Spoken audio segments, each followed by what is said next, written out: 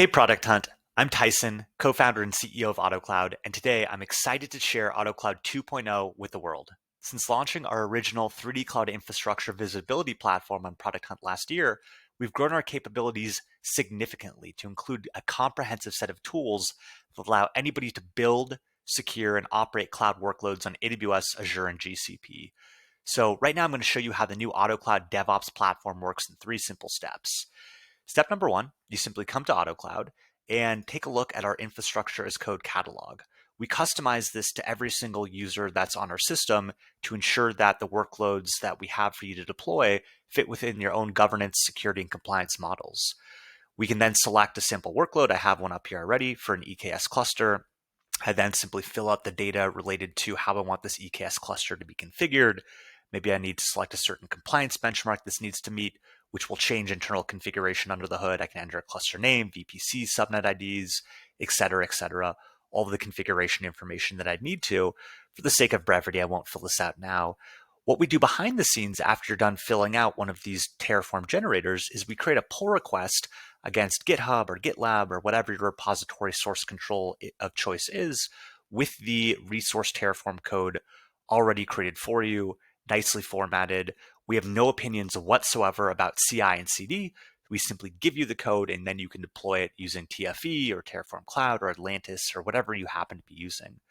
Once the workload is then live on cloud, things start to get interesting. We're able to show you a comprehensive view of your overall cloud posture as it relates to the resources you have deployed, the cost for your resources, controls that are failing and passing, et cetera, et cetera.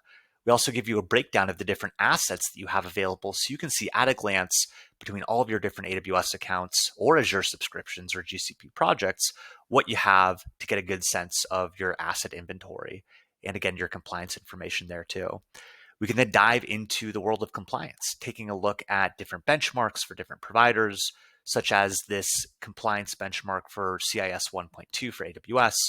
I'm able to go and take a look and inspect all my different resources, understand things for each of the different sections of CIS, and then click into any specific resources that I found and understand all of their details at a glance, as well as information for how to remediate certain compliance and security issues and references and audit steps as well, plus how to go off and actually fix the issues. We can then take a look at the actual accounts that we have under management here, taking a look at our powerful 3D visualization system that creates automatic infrastructure diagrams of your entire system that we can then use to transpose information on top of, such as those same CIS benchmark issues that we looked at before, to understand in the full context of your system where the problems are. If they're with this EKS cluster or this security group, I can simply click on any resource I find, go and view the information and understand exactly what the potential issues are and how to fix them there. We also have powerful capabilities around helping you understand how your environment is set up and configured, allowing you to do things like understand connections between resources.